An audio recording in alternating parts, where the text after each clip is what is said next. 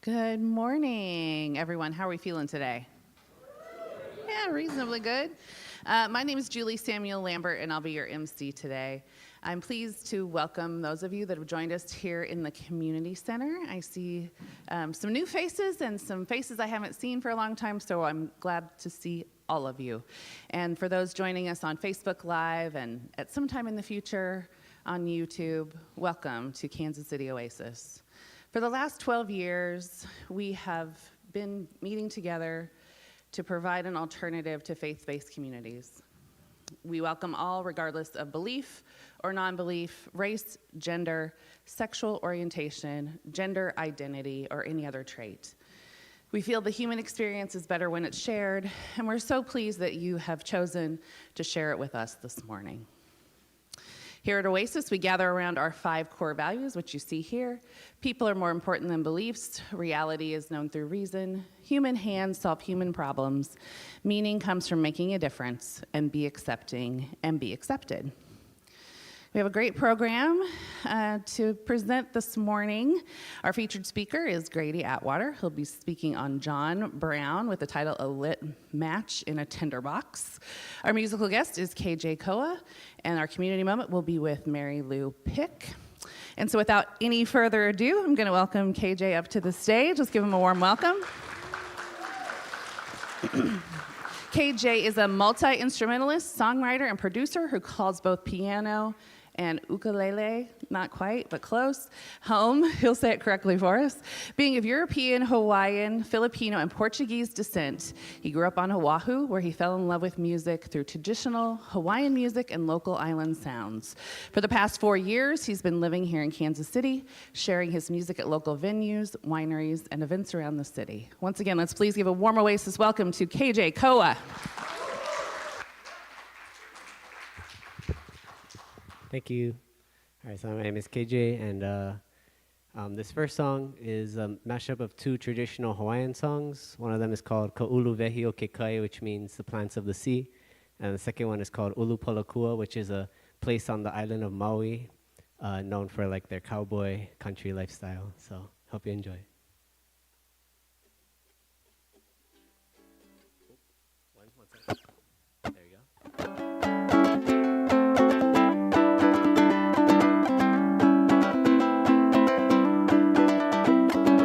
He ho'ohe no ke ike aku, ke kai mo ana nuila, nui ke aloha e hi'ipoi nei, me ke ala o ka lipoa.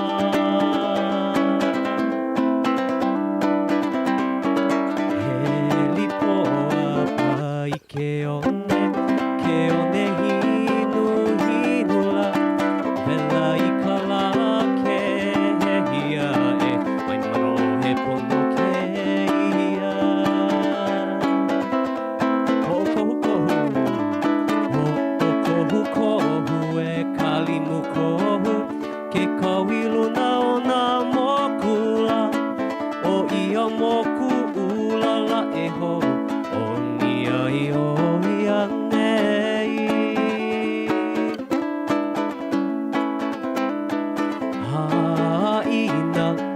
Kapuana, kalipoa me kalimukohu, hoa pili oe me ka pahe, anoni me kalipalu. Kalana mai nei, a o ulupalakua, e iniki ahi ahi. Kahomea o paniolo Evehi e ku'ulei A o ulupalakua Ona me tawa puhi He beauty maoli no And paina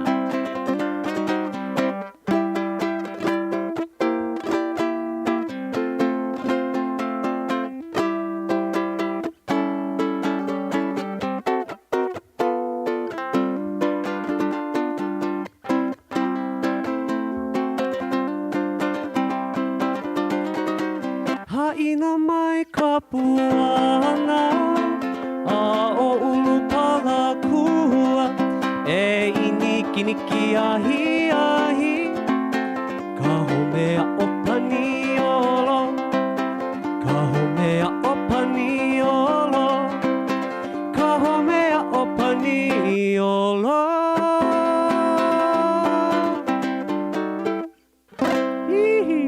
All right, thank you.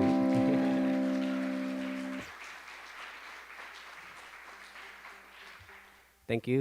I'm definitely gonna have to tune before this next song because that was sounding a little bit off. All right.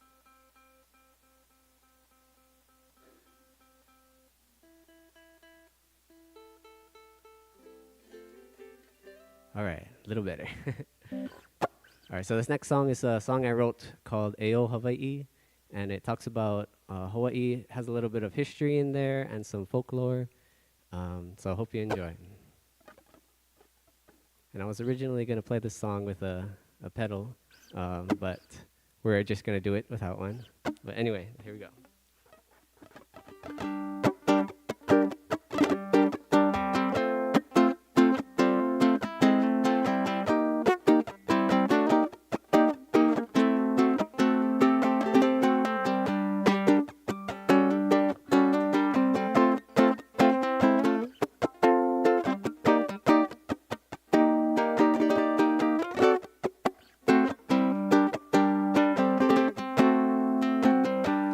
Stories have long been told,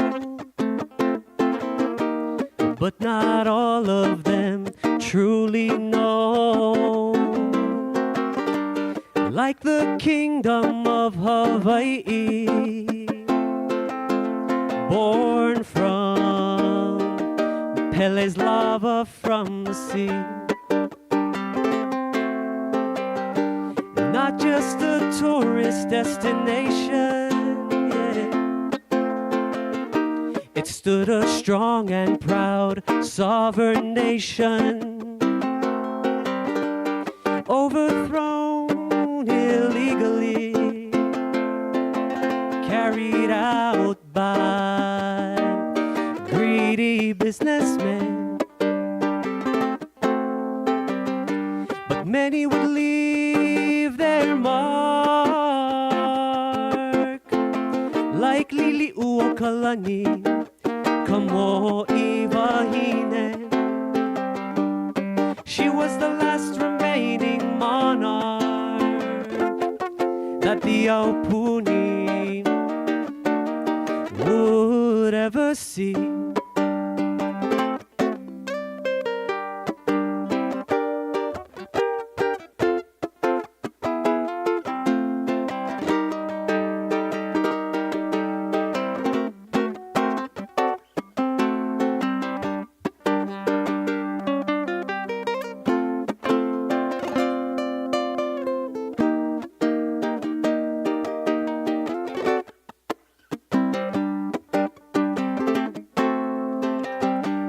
Hula tells us of our history.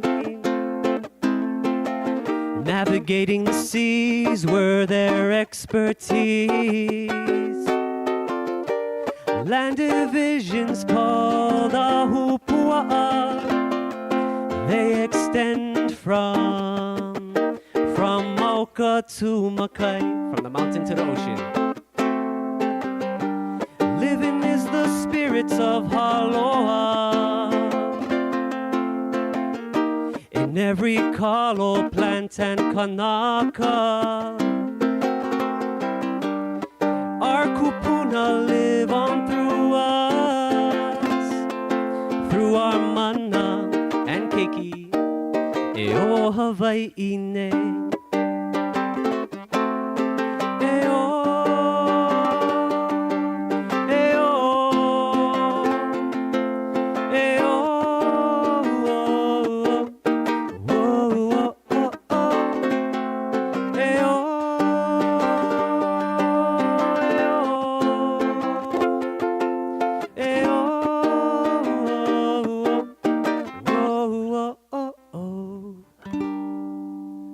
Thank you.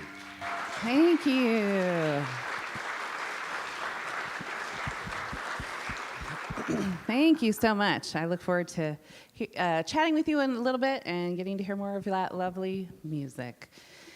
So with that, we'll go into a few celebrations. We have some birthdays this week. Yesterday was Emily Christman, and on March 20th, Heath Church. So let's give them some love.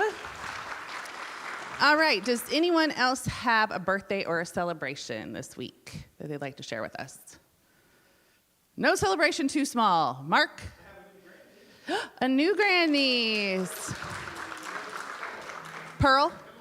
Emily Pearl. Oh, so shares a name with Emily, and also my great-grandmother was named Pearl. So we came full circle there. All right. So thanks for sharing that. If you have any celebrations that you want to share with us on any given Sunday, please reach out to myself, anybody in the AV team, and we can get you connected and get you celebrated. Oh boy, here's something to celebrate. For those of you that may not know, this is a picture of all of those that participated in our entry in the Snake Saturday Parade in North Kansas City yesterday. We won a third place in the nonprofit organization category, which is $2,500 in prize money.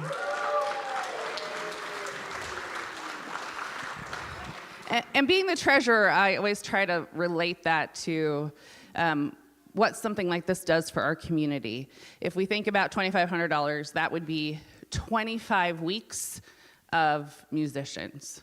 So that's almost half our year in musicians. So it's not a small accomplishment. So we're super grateful to Susan Nickel for organizing the float, Denise Decker for organizing the dinosaur costumes, Sally for organizing the handouts that we passed out on the street, Terry Allen for handling the sound and music, Gary Blakely for driving, and anyone else who attended, helped, planned, showed up. At least you got a beautiful day to do it in, but a great accomplishment for our community. So thank you so much, everyone.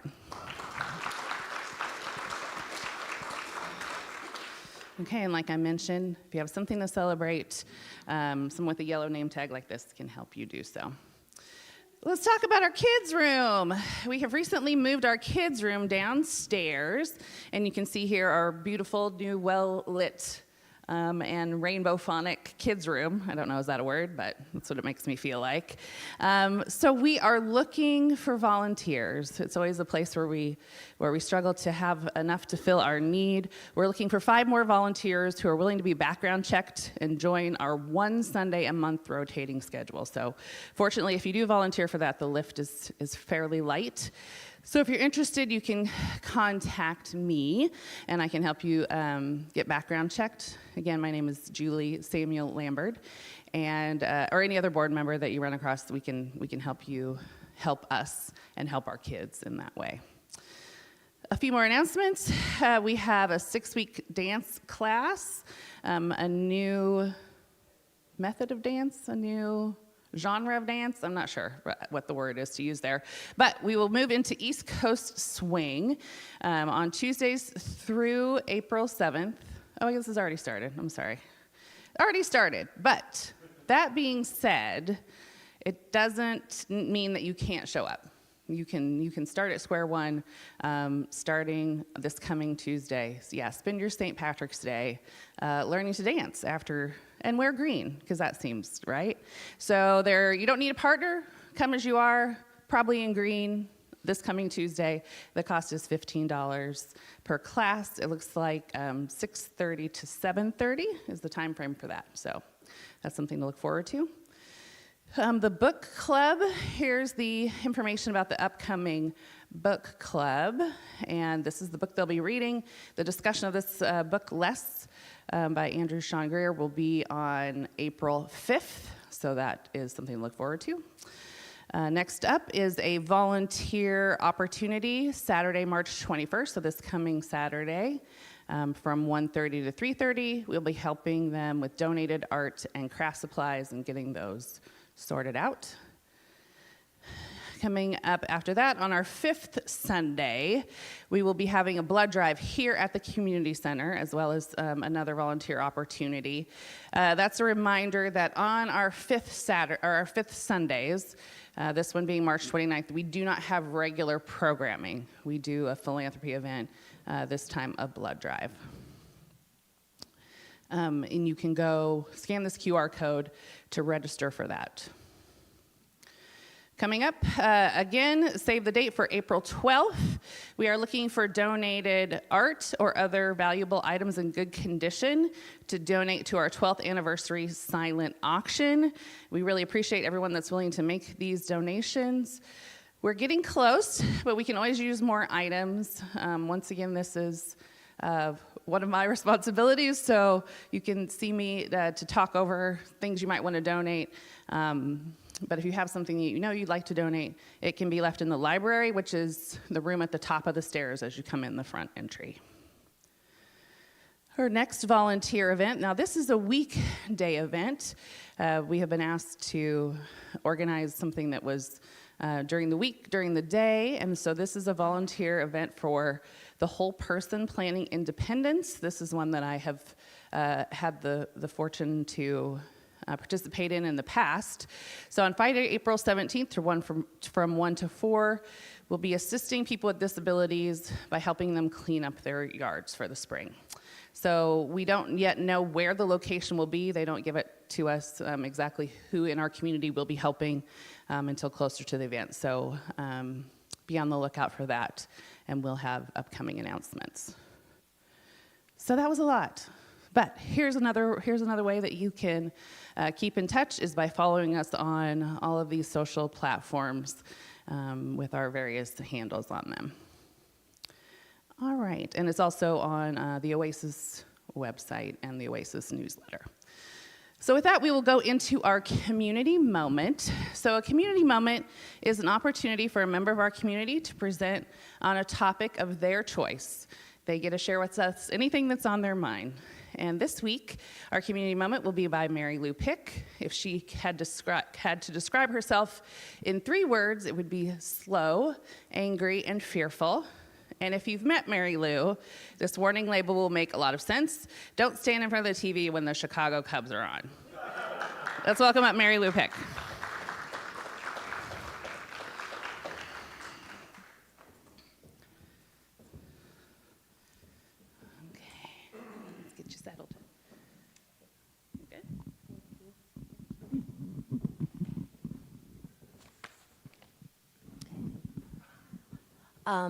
First, I'd like to say I'm completely intimidated following such beautiful music and singing. I am not going to sound so beautiful. Okay, good morning. For those of you who do not know me, I am Mary Lou Pick, and my husband, Roger Pick, just helped me up the stairs, and that's sort of become his hobby, and I wouldn't be able to go along too much without him. Now, before I begin the actual community moment, I need to give you some background so that you can follow what I say later, and please bear with me. First, I use this cane because I have Parkinson's. When our older grandson was little, I could still chase him all over and stop him from sticking his saliva-covered fingers into electrical outlets. But I can't do that now. My balance is bad and I cannot run, let alone keep up with our younger grandson, who is now 10 years old. That is why slow is one of my words. Second, this country has changed a great deal in the last year. People are not as safe as they once were, and this is why I am fearful and angry. Third, because the country is not as safe as it was, our older daughter prefers I do not use her immediate family's real names or reveal where they live when I speak in public. Therefore, I will sort of cleverly refer to her as older daughter and her husband as older son-in-law. I will call their older son Omaha and their younger son Utah. And then, in order to be fair, our younger daughter and her husband, who live in Minneapolis, will be younger daughter and younger son-in-law. And then fourth, because of all this necessary discretion, I will be showing no slides today. Older daughter does not want her son's photos on social media. And fifth, you should know that although Utah is 10 years old, he acts younger, maybe because of COVID interrupting his early development, but that's the way it is. Utah forgets to look out for his own best interests sometimes. You have no doubt seen the news in the last few months, especially that about Minneapolis. Younger daughter has reported to us many times that the news only touches on how difficult life is for some of the residents there. ICE may have reduced its numbers slightly in the last month, but there are still a great many people who are afraid to leave their homes, go to work, buy groceries, or send their children to school. Basically, the only change in Minneapolis has been that there are fewer protest marches. Neighbors take care of neighbors in Minneapolis. People who do not fear leaving their homes bear witness and blow whistles when ICE appears. Food is collected and delivered to those who are afraid to leave their homes. People are trying, as much as possible, to collect money to help the housebound pay rent and other bills.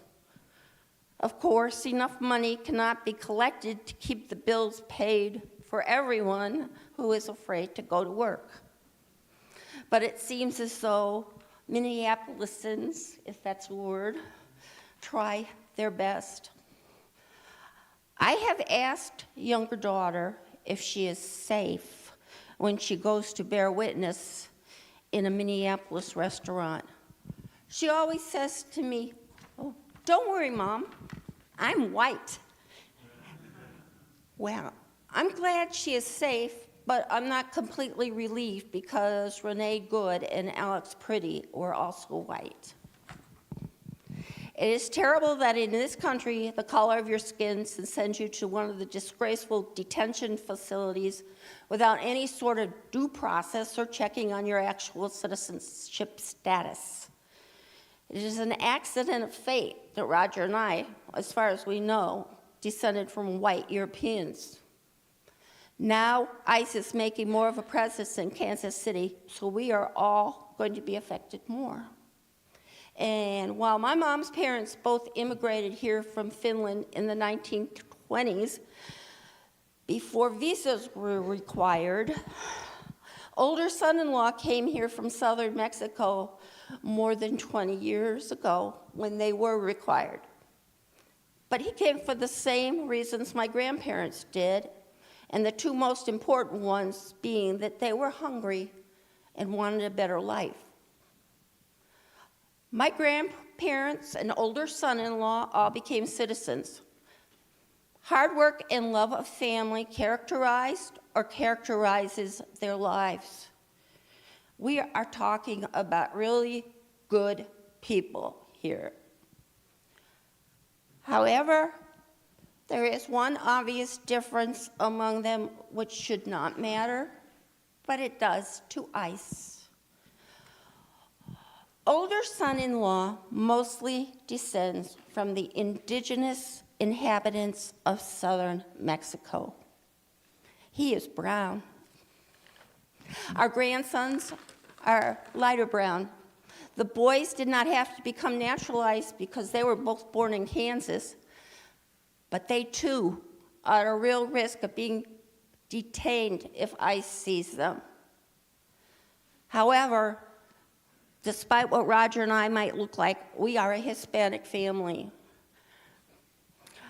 I am furious that some of us are in danger because of the color of their skin. And I am terrified what might happen at a detention center. This is not supposed to happen here, but it does. Roger and I, as grandparents, have taken 2 trips with Utah recently, and they were not as carefree as they once were. The first trip was last December. Roger and I took Utah, who loves to cook, to a pioneer cooking class at the Living History Farms in Des Moines, Iowa. Now, of course, we always tried to keep Utah as safe as possible, but now there are even more procedures to follow, and we hope they work. First, Roger and I carried a letter signed by Utah's parents, not only giving us permission to seek any necessary medical care for him, but also granting us permission to take him on the trip. Some misguided people look at Roger and me, then look at Utah, and assume that since he looks Hispanic, he could not possibly be with us or be our grandson. It's very annoying, and even worse, it could put him at risk from being taken away from us. Second, I carried Utah's American passport with me at all times. We hoped if we were stopped, there would be time so we could show that Utah was an American. Third, older daughter insisted that Utah memorize the following statement and say it if anyone tried to interrogate him. Remember, he's 10. Quote, I am an American citizen. My parents are American citizens. I am descended from people who came over on the Mayflower, end quote.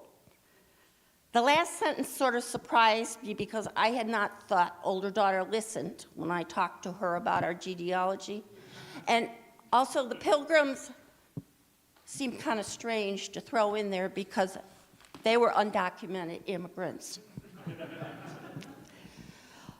Seriously, though, it is sad that we have to be so afraid of what might happen to a 10-year-old boy because of what the United States government is doing.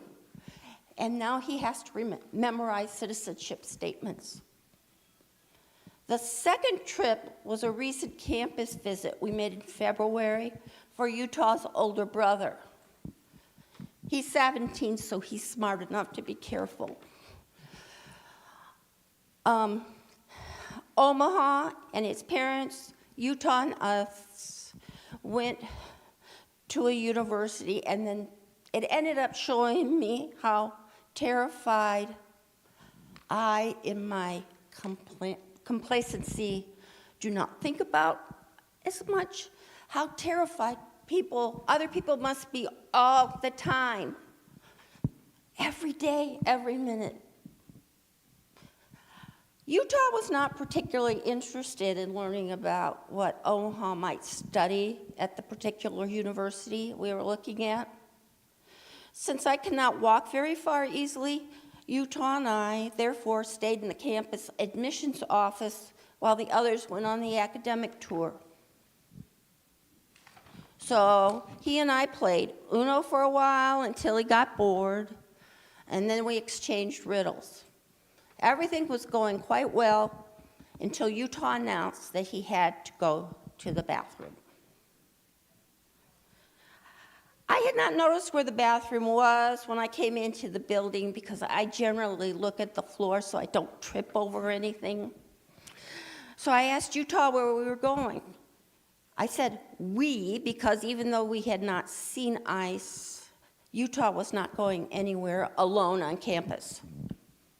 Utah told me the bathroom was right there, which I mistakenly interpreted as being right around the corner where a long, curved hall began. I told him to wait for me as I followed him, because with the cane, I'm not as fast as he is. And, of course, Utah being 10, took off at a near run. I followed him, but because of the curve of the hall, I could not see very far from where I was. I called to Utah using my loud grandma voice, asking him to wait for me because he had to have an adult with him, but he disappeared down the hall. And as soon as I could not see Utah, even though I was walking as fast as I could, I started to worry. And when I say worry, I mean that I really was panicking. I was almost 100% sure that nobody from ICE was around, but it was that little bit of uncertainty that was enough to terrify me. And then when I reached the restrooms, I started shouting Utah's name with my loud grandma voice, but there was no answer. It felt like an hour, but it was probably only about 15 seconds until Utah stepped out of the restroom. But I had thought about all the terrible things that had actually happened to children in Minneapolis and other places, and was trying to figure out what I should do next, especially since he was not answering me. When he did come out, I wanted to start crying because I was so relieved to see him. But I did not. I was the grown-up, technically. I wanted Utah to think everything was all right, and it was at that moment, just not all right in the whole country. I tried to have the conversation with Utah immediately, the one where I tell him he's a beautiful Hispanic boy, but the world is unfair. It's dangerous for him to run off by himself. But Utah, being immature, refused to listen to me scold him. He then refused to talk to me at all until his parents came back. And as soon as they came back, I ratted him out. So he didn't really have a chance to talk to me. Older daughter and son-in-law both had some choice things to discuss with Utah.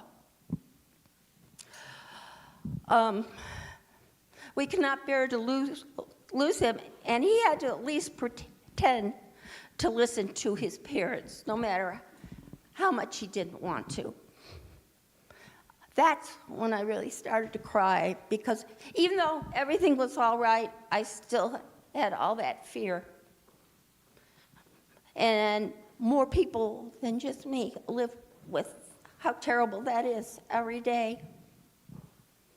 An older daughter and her family are actually in a little better shape than the people who have to hide in their residence because of undocumented statuses. But the fear of those who hide must be overwhelming for them. And this country should not be doing this.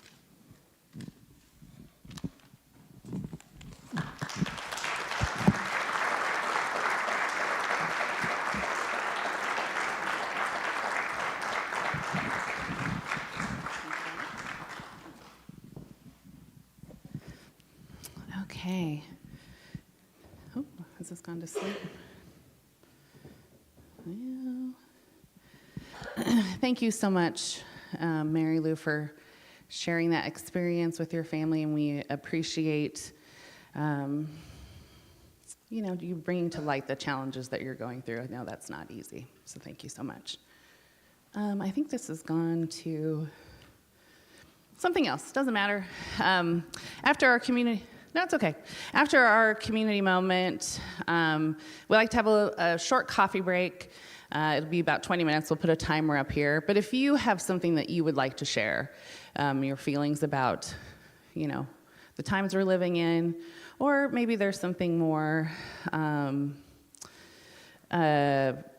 specific to maybe the job you do or a place you've been on vacation, or just anything really. We're here to listen and to get to know each other better, because that's how we really form the strong basis of a community. So we really appreciate everyone that volunteers for that. I think there's spaces in April at this point, where if you want to come and share, we'll be happy to listen to you. So with that, we will see you back here in 20 minutes after our coffee break. Thank you.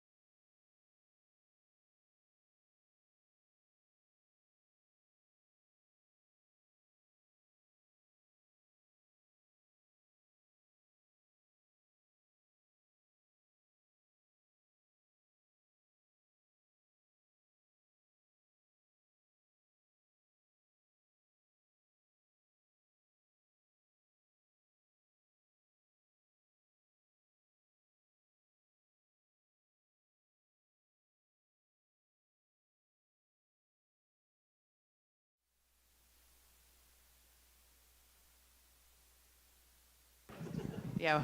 All right. Welcome back, everyone. I hope you're all recaffeinated and sugared up so we could go into the back half of our program. KJ, if you wouldn't mind coming on up, I always, inquiring minds want to know. I have a few questions for you. So you, in the introduction, you talked about your heritage, and that kind of is what led you to, the types of music you listen to. But what sort of led you to be a musician, not just an appreciator of your culture and the music, but like to actually want to play? Okay, yeah, I can share a little about that. So I started with piano, and I just remember hearing a song on the radio, and then I was like, that's really cool. Then I started learning piano, and then I realized at a point that you could actually play a song that you heard on the radio on an instrument, and that just kind of blew my mind. And I was like, whoa, that's so cool. And so I was just like, from then on, I wanted to learn any song I could that I liked and stuff. So that kind of was the start of it. Yeah. So do you have any traditional artists that are like your favorite? And it might be somebody we've never heard of, but we'd love to hear their names maybe and something about them. Sure, yeah. For, I guess, Hawaiian music specifically, there's obviously Rada Is, and then there's the Ka'au Crater Boys, and there's also a great ukulele player called Jake Shimabukuro. If you guys never heard of him, he's like really awesome. Okay. So those are a few. Okay. And then what was your transition from the piano to your instrument now? I think just playing with friends. It's just a portable instrument that you could take. It's easier than a piano. Yeah, you can't haul a piano to the beach, can you? Yeah. Okay. So with that, let's give a warm welcome back to KJ Koa.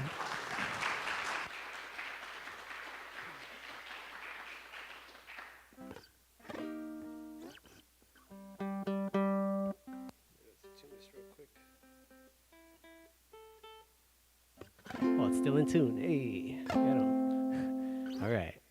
So this song, I wrote it last year. It's called By the Ocean, and it's a song I wrote when I was really missing home. Just a lot of good memories attached to some beaches and places that I used to go growing up.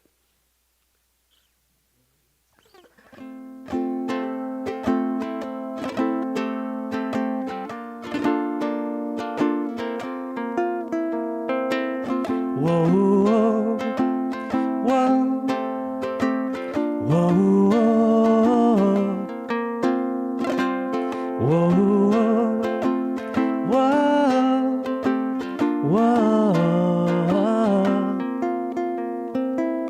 Let's take a drive through Haleiwa town.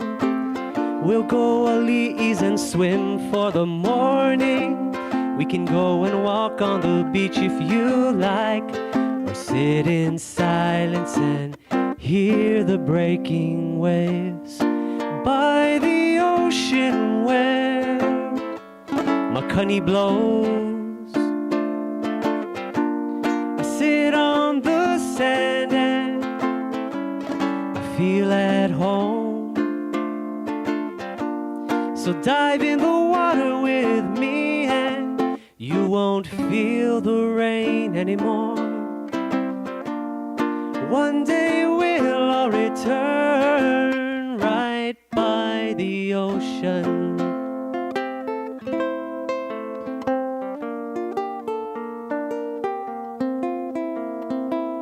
Let's ride on up to Waimea Bay, where all the locals and tourists play.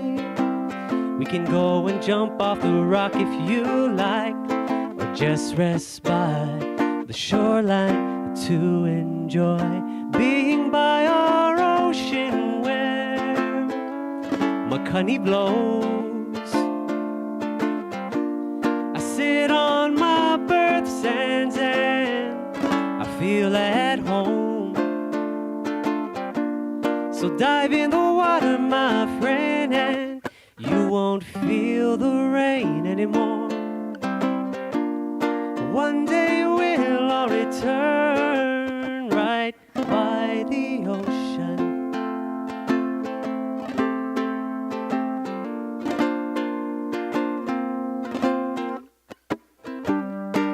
There's a big wide sky in my reach. There's an island sun waiting on me. I'm exactly where I'm supposed to be. Right by the ocean where Makani blows. I sit on the sand and I feel at home. So dive in the water with us and you won't feel the rain anymore. One day we'll all return right by the ocean. Whoa, whoa, whoa, whoa, whoa, whoa, whoa, whoa. Let's take a drive through Haleiwa town. We'll go a lees and swim for the morning. We can go and take on the beach if you like, or just be still right by the ocean. Thank you. Woohoo!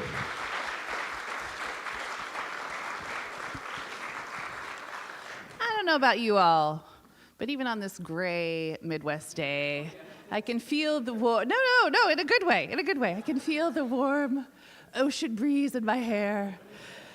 And I think, how have I been landlocked for so long? Anyway, so thank you so much, KJ, for bringing a little Hawaiian experience to dreary Kansas City for us this morning. Now let's move into our featured speaker. We'll give a little disclaimer here. Our program is designed to generate conversation and engage our powers of reason, not as a forum to start debates.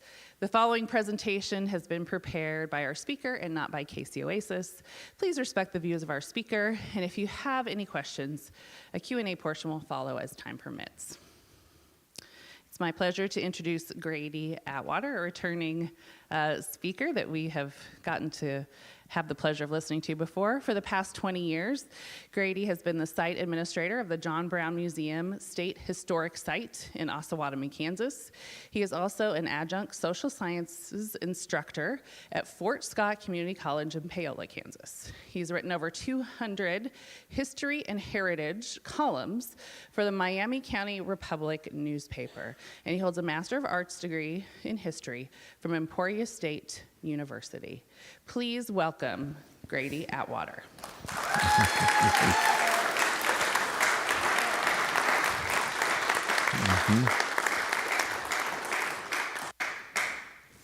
Thank you. It is an honor to be to speak to a pioneering group such as the Kansas City Oasis.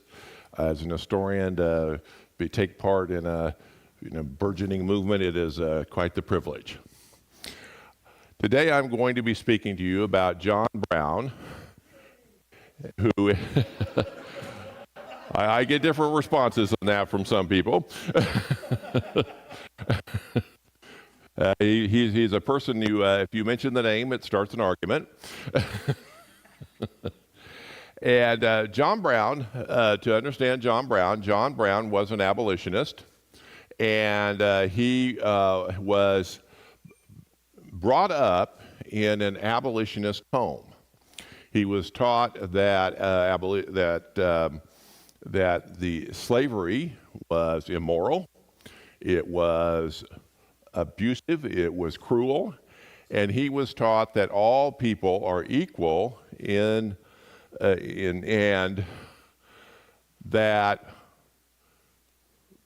slavery needed to be abolished. And this was, now we say this real fast today and we go, well, so what? That's just, isn't that the way that it is? That wasn't the way that it was back in when John Brown was born in 1800 and up into the 1830s, up into the 1850s. The scientific consensus was, if you were to ask a scientist at the time, whether African Americans were inferior to European Americans, they would have certainly said yes. It was a pseudoscience that had developed from the Enlightenment because they had to find a way to morally justify enslaving an entire race of people. So they did pseudoscience things. They would dissect African Americans, and they would boil the skin off their skulls, and then they would fill up the skull with shot, and then they would take a European American skull and fill it up and say, "See, there's bigger brain capacity here," and that was science. It was pseudoscience, not science. It was and. The numerous other things, they would take appearance, for instance, and they would use that as evidence of the inferiority of different races.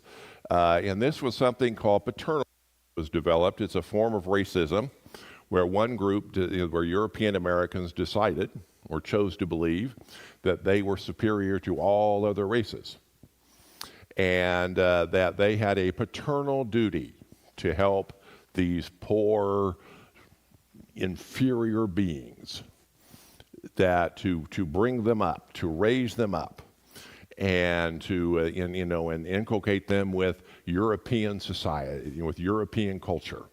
And so the way that they chose to do that was by kidnapping them from their homes in West Africa and enslaving them, taking them across the ocean and putting them into plantations to work them to death. And when abolitionists pointed out the illogic and cruelty of that, they said, "But we're raising them up from their savage beginnings."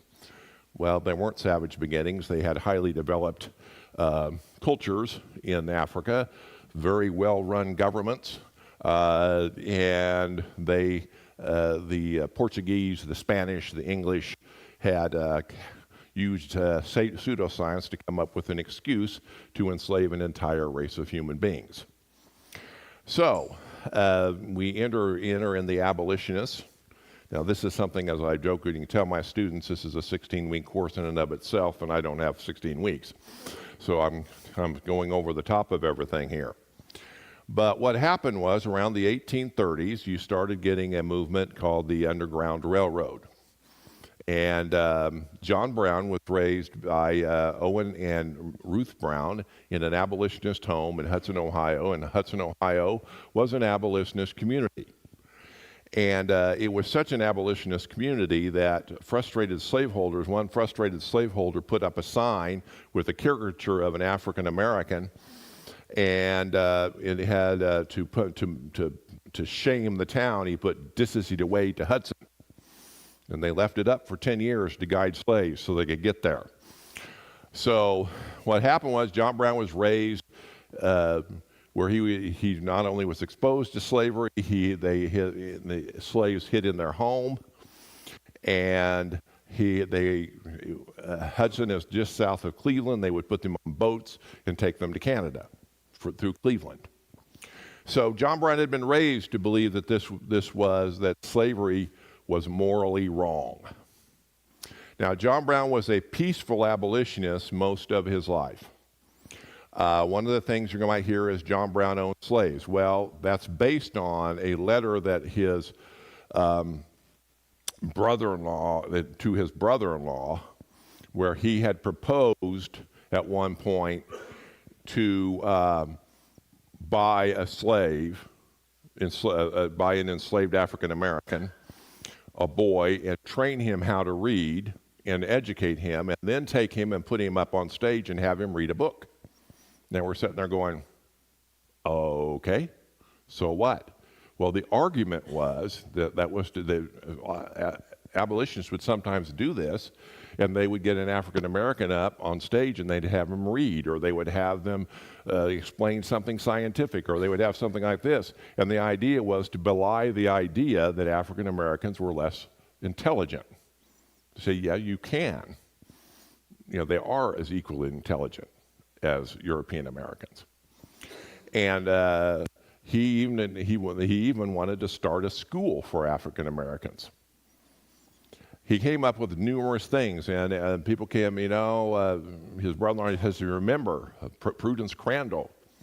Now, Prudence Crandall, if you don't know who that is, she was an abolitionist, and this is in Connecticut, and she took black students in, and she was going to educate them.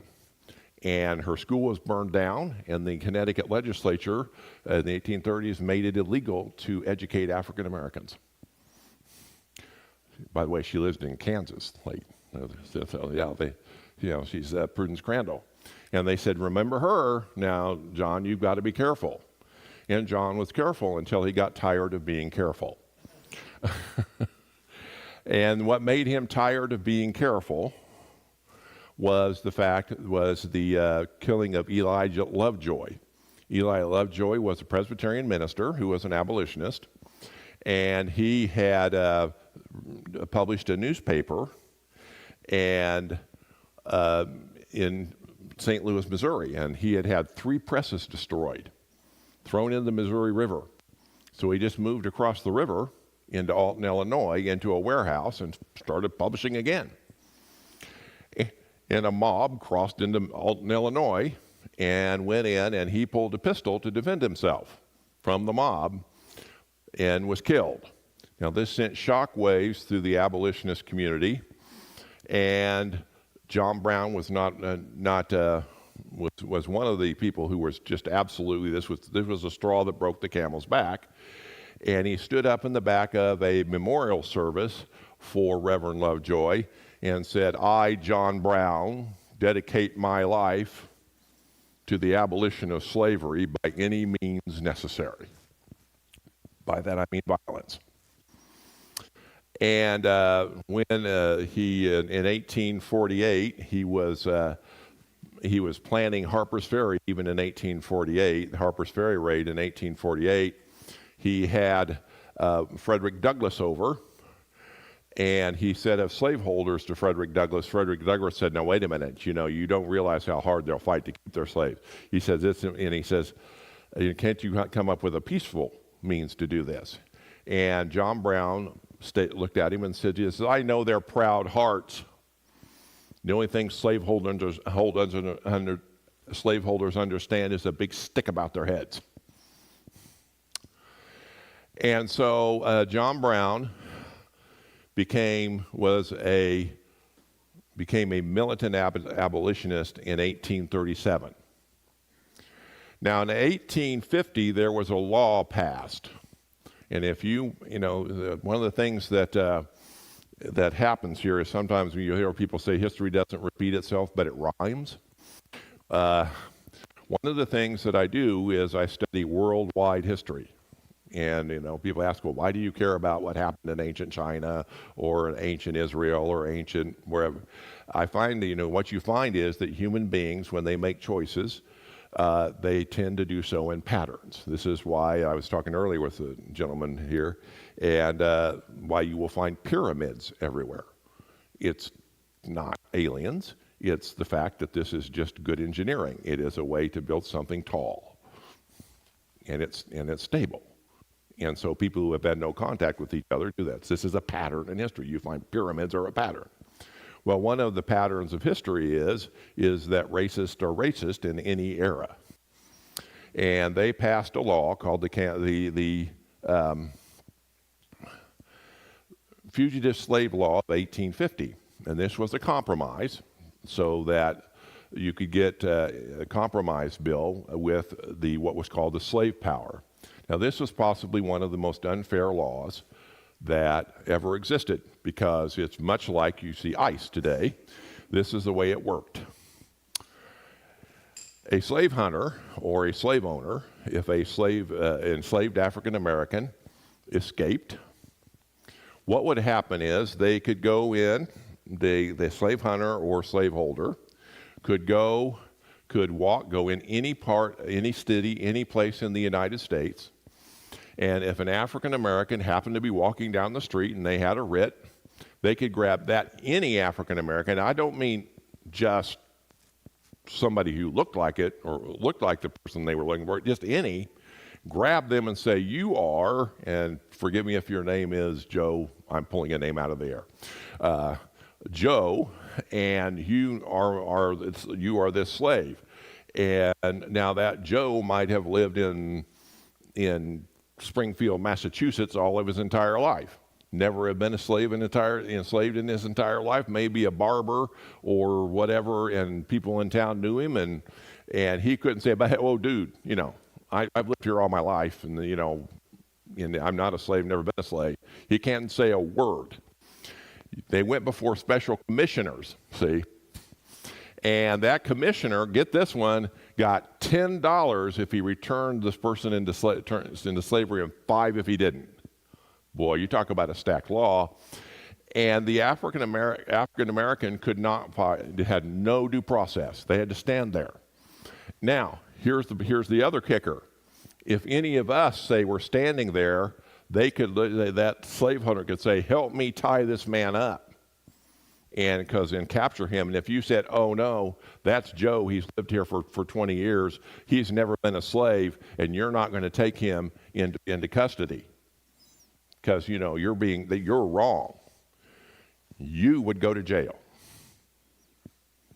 If you said, "Now get back and stay away from Joe," because Joe was my barber. He's been my barber for 20 years. He's been my barber, and he's not a slave. Couldn't do it because you would go to jail. And so this law, they just acted much like ICE. You are the wrong color. And so what happened was that John Brown stated that the Fugitive Slave Act of 1850 did more to make abolitionists than all the speeches ever made by abolitionists. So in 1854, a law was passed called the Kansas-Nebraska Act, and that dictated that there would be a vote on the issue of slavery here in Kansas Territory. Well, I'm in Missouri now, but I'm usually saying this at the cabin. But there would be a vote on the issue of slavery. And this was part of another compromise. You see, what happened was there were just periodic compromises on the issue of slavery. Nobody wanted to actually say slavery is wrong in government. They just wanted a compromise. And so what happened, it said there will be a vote on the issue of slavery. Sounds fair, doesn't it? A vote. Except for the fact that pro-slavery people from Missouri weren't ready to be fair about it. So the abolitionists of the East got their heads together and says, "Well, we got a plan. We can kill slavery, and we can do it legally without firing a shot. We can make sure that every territory of the West becomes a free state, and slavery will come to an end." Why?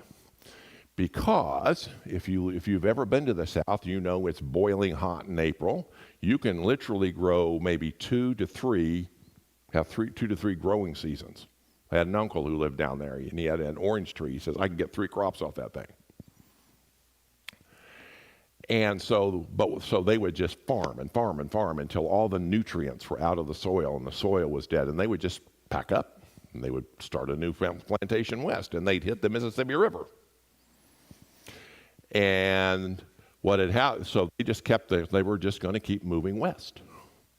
And these abolitionists said, "Hey, look, we just put a wall up there at the Mississippi River, and the West does not get settled by pro-slavery people. And then slavery will end because it will become economically impossible. And this is where I'm going to say something. Their words, not mine. I'm always kidding. A good, healthy, working slave or a African American woman who gave birth to healthy children could be upwards to $3,500 each, when they were out.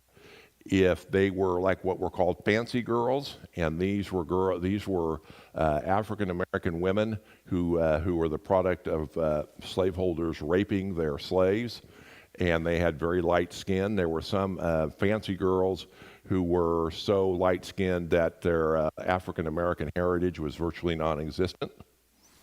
They would get up to $5,000 because they made ideal prostitutes in brothels. And so so very basically, the plan was to destroy the value of a slave because they would have so many slaves and no place else to take them. Okay? There's no nice way to tell this story. So they came into Kansas and started settling, and the pro-slavery people started attacking them immediately.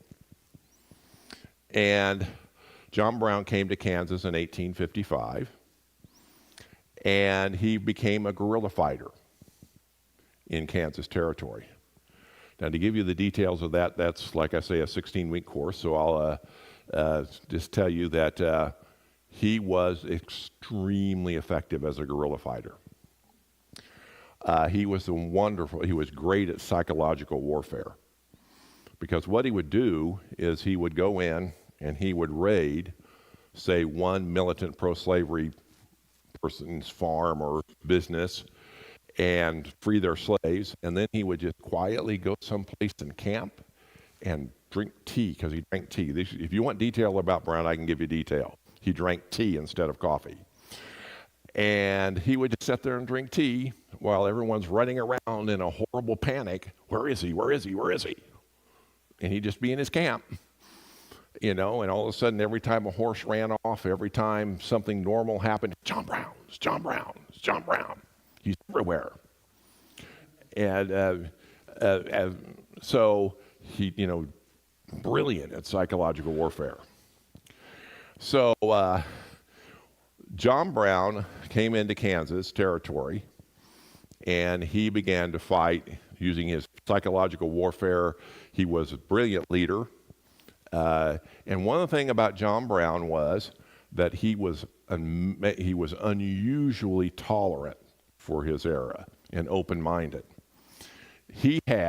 All of his sons had become agnostics, and partially because of the fact that he held to a very Puritan version of Christianity that was, putting it a little strict. And as he became older, he goes, really, I was a little overly strict, a lot overly strict. I read letters where he regretted the way he brought up his boys.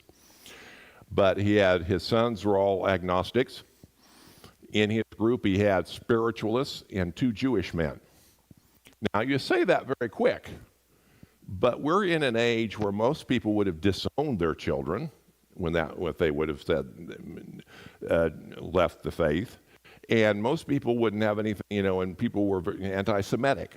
And here's a man who was writing with, and he appreciated a man who had his own point of view.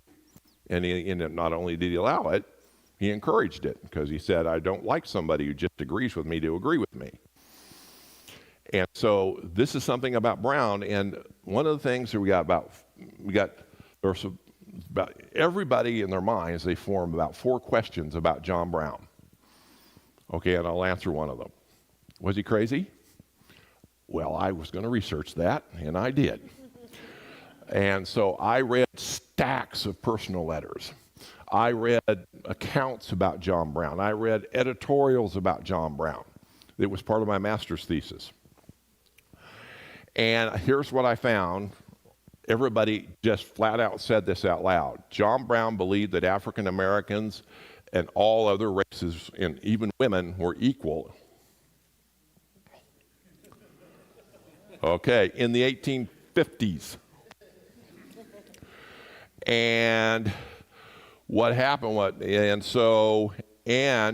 that African Americans, indigenous Americans, Latinos, everybody should have equal civil rights, be freed from slavery, equal civil rights, and that he was willing to fight and die to achieve that goal if necessary. And virtually everybody I read, and the letters I read, said that alone proves that he's insane. Hunter, the prosecutor who was a pro-slavery man and very racist, stated that, well, that alone proves he's insane. So that's where it comes from, right there. in contemporary. And what happens in history is these things get passed down and passed down and passed down. People teach their kids, and they keep up the kids, and all this. And so the origin of it is the fact that he was a person who believed in equality. So he was very much unusual. Now, I'm not going to say he was perfect. He had his faults. But the other thing is, was he violent? Yes, he was violent. He was a guerrilla fighter. Not near as violent as he's made out to be. He was not a psychopath. He was not a sociopath. He didn't go around shooting everybody that he saw. He would attack pro-slavery men who were fighting, or if you were providing the pro-slavery men with weapons. Okay? Otherwise, you would be off the list. He would, if he came upon a pro-slavery person who was nonviolent and was just a farmer, he would argue with him till the man wished he would have shot him. There's a story that I read once in one of the letters, and the stacks of letters that I've read, where two gentlemen, pro-slavery men, were out riding around, and they got captured by some of John Brown's men, and they took him to him, and they said, well, these two men are pro-slavery men, and he looked at them, and he lectured them, and he said, got them down on their knees, and he says, I want you to pray forgiveness for holding people in backing slavery, and he let them go. My favorite story about this one, though, is that John Brown, what he did once, he was in 1858, he came back to Kansas, he was raiding into Missouri, went to Pattinsville, Missouri, in western Missouri. And sitting under a tree was a man who had killed his son, Frederick, okay? And two of his men, John Kagi and John Snyder, said, let's go down and have a talk with him. Let's kill him, your son, let's get even. And he said, stop. He said, people mistake my motives. I act on revenge. I do not act on feelings of revenge, only on principle. Free all of his slaves, take everything he has, but do not harm one hair of his head. So this is one of the pictures about John Brown. Now, so John Brown has become a philosophical symbol for an ideologically motivated guerrilla fighter. And why? Because he brings up 1,000 questions, philosophical questions that human beings ask themselves. When is it okay for me to use violence? What should we do when we see evil or a wrong? How do we protest? What do we do? And as a matter of fact, I was sitting when all the ICE things started coming out. I said there, I'll bet you someone's comparing them to John Brown. And so that's where he comes in. He's become a philosophical archetype. And he's almost ceased to be a person, and he's a philosophical question that people do. Well, was he right? Well, like John Brown did this. Was he right? Well, and so one of the interesting things that I have at the museum is sometimes they'll have people get out of their car, and I can see an argument, and they'll come in the door and says, my wife and I have been arguing for 10 miles. What do you think about John Brown? So John Brown is an important person in history. He is a person who is known all over the world. We have visitors come to the John Brown Museum, State Historic Site, from all over the world. I've had people. At one time, I had a lady come in who had studied Brown and the Adairs in Tokyo, Japan, for her doctoral thesis. I stopped being surprised by it years ago. So John Brown is still relevant, still important, and a person that has transcended his humanity and become a philosophical archetype. Thank you. Hey. All right. Thank you. Thank you so much, Mr. Atwater. Okay, we'll take a few questions if that's okay. Absolutely. With you. That's what I'm here for. Any idea how many people he had working with him? He was a guerrilla fighter, so never very many, never more than 15 or 20. A good guerrilla fighter is always going to have a small group because a guerrilla fighter, that's the way, just the tactics are hit and run, because that's how he got captured because he got surrounded. Che Guevara got captured because he got surrounded, so never more than 15 or 20. Yes? Oh, okay. If you were to suggest one book to read on the history of life and times of John Brown, what would it be? Oswald Garrison Villard, John Brown, a biography 50 years after. It was published in 1910. It is that thick. It is, you have to get used to 19th century prose, but he had, the person who really deserves a lot of his credit, the credit was his assistant. Her name was Virginia, and she went out and interviewed people who knew John Brown.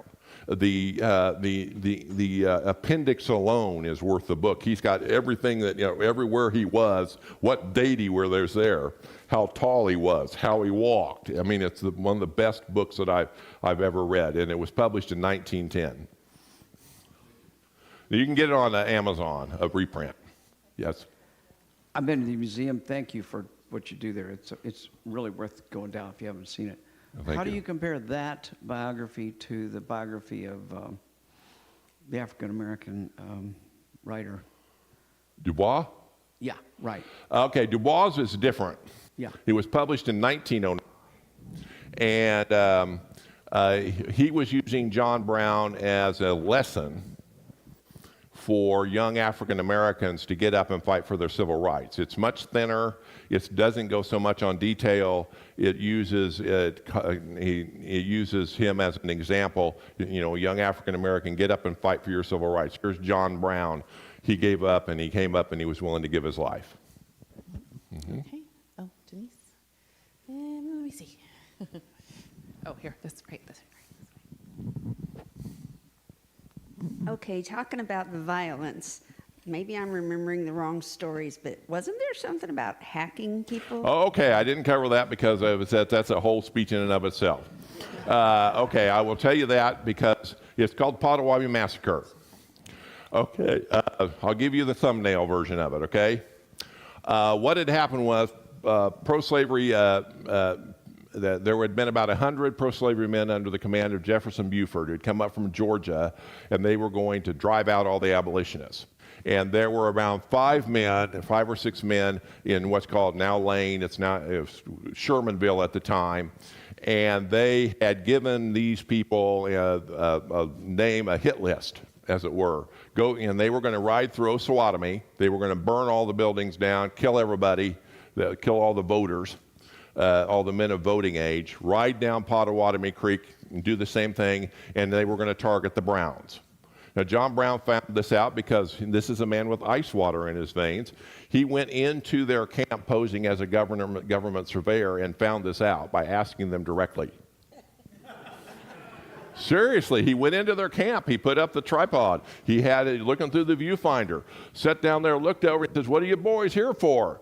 And they say, "What's your plan?" And they looked at him and said, "Well, we're going to do this and that, all that." And he said, "Well, how do you know where all these people live?" And they said, "Well, we talked to these people." And he said, "Well, thank you and good luck on that." Well, no, he said that, but he rode out, and then he went on the land of the 5 people and put up his tripod again. Came out and they said, "What are you going to do?" He says, "Next Wednesday we're going to go over to the Browns. We're going to burn their cabin down. When they come out, we're going to kill them." And then John Brown stated that he said, "I was convinced they had committed murder in their hearts." Okay, and so he took 5 men along Potawatomi Creek on May 24th, 1856, and he had his men kill them with artillery swords, so they didn't make noise. People always look for some great symbolic reasons. I look for some great symbolic reason that don't. They just didn't make noise. So that's it. Now, like I tell people at the museum, I'm not going to tell you what to think about that. I'm not here to tell you what to think. I'm here to educate you. But there's the hacking people to death. Okay. That's the short version. I think we have time for one more back here, Mr. Atwater. Yes. Oh, it's a small question. For a couple years, there's been this maybe apocryphal story from John Brown's trial where after he was on trial and found guilty for the Harper's Ferry incident, supposedly on his way to the gallows, he stopped and picked up this little African-American girl and kissed her and then put her back down, and it supposedly made a big fuss. And is that a totally That fake didn't story? happen. It was invented. Okay. It was invented by a New York newspaper. Someone painted an illustration. There were no African Americans within miles of him. They had troops everywhere, and there was not an African American within miles of him. No, that's totally a fake critical. story. Yeah, now he would have done it, Oh, okay. but he That didn't. part was fake. Okay. All right, let's give another big round of applause for Mr. Grady Atwater. Thank you.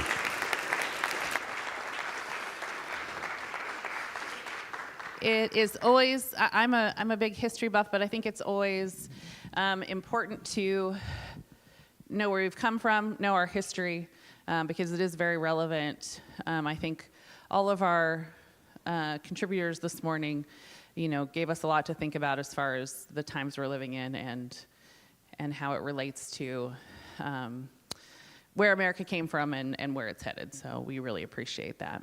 Okay. So in just a moment, we'll pass out the volunteer task cards basket. If you have a small task there that you are able to perform, and then return it to these purple boxes that you'll see there that say go from need help to all done. We would really appreciate your support. As you may know, we are completely donation funded and volunteer run. We do not have a paid staff here, so it takes all of our human hands to do the human work of keeping our community going. If this has been something that you've appreciated, this program today or any of our programs in the past, we would appreciate your support financially. You can go to kcoasis.org/donate or use this QR code that will take you to Zephy, which is our platform for recurring giving. We would really appreciate a recurring gift that helps us understand exactly how we're going to meet our expenses. So without any further ado on that, though, I will welcome KJ back up to the stage. Okay, so here's my question this time around. If you could tell us a little bit about maybe where we could see you in the coming days ahead if we want to come out and support you as you perform. Okay. Actually, currently, I don't really have anything right now, so sorry. But if you guys know this place called The Rhino, I play there at shows sometimes, so you can keep up. All right, we'll just stalk you on social media then. All right, good enough. Oh, okay. She knows the Rhino. Nice. Yeah, that's the one. Lisa's a fan of the Rhino. Okay, so with that, let's again give a warm welcome to KJ as he plays us out this morning.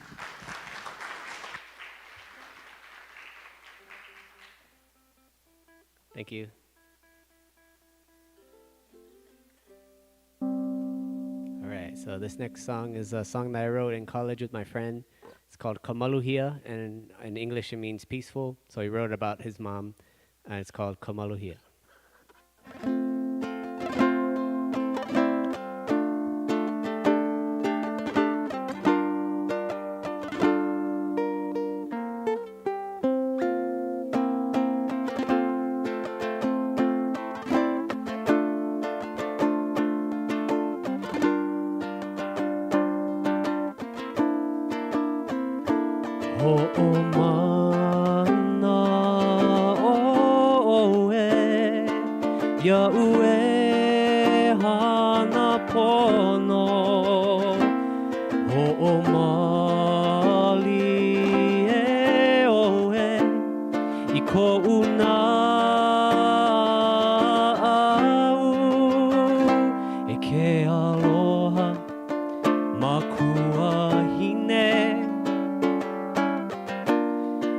Kamaluhia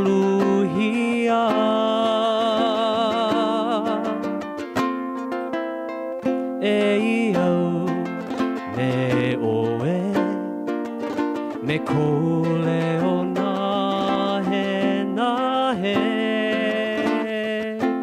Konani maua mau Mekamalu Meke aloha vale no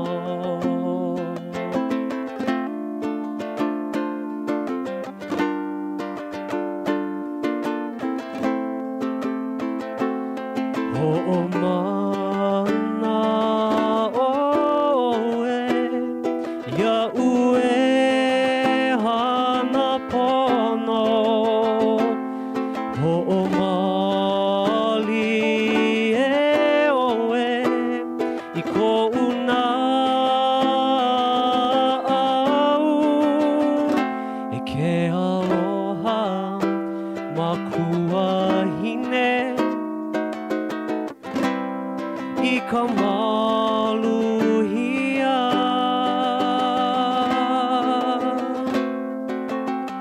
E iau me oe Me koleo nahe nahe Kounani maua mau Me ka malu Me ke aloha vale no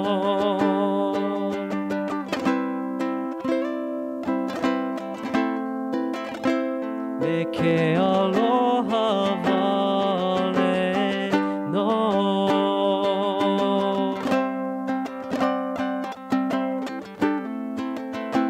Me ke aloha vale no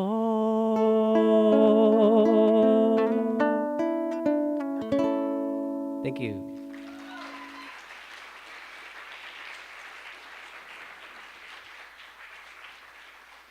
I just learned some information about you, KJ. That you're available for weddings and other events. Someone told me. Oh, yeah, sure. If you need like a Okay. I can play, Can't Help Falling in Love, All right. Okay, great. That sounds great. Sorry to put you on the spot like that. No, you're good. Okay, but KJ, for your upcoming birthday party, wedding, quinceañera, anything, right? Oh, wait, sorry. All right. Thank you. Thank you so much for joining us this morning. Okay, so the conversation continues at lunch. Some of the group likely will gather at Tanner's, which is over here on 3900 Rainbow Boulevard, over just across state line. And so I think it'll be probably by the top of the hour that people will start heading that way. Next week, we can look forward to a talk by Paul Benson, who also is a returning speaker for us. He'll talk about famous art forgers and how they were exposed. Our musical guest is Maddie Light, and a community moment with Russ Hill. So we would just ask, as you head out this morning, to take a few minutes to help look around your chair and clean up. And we will take this opportunity to also thank our presenters, Mr. Grady Atwater, Mary Lou Pick, and our musician, KJ Koa. And thank you for being here or tuning in online. And we look forward to seeing you soon. Have a great rest of your day.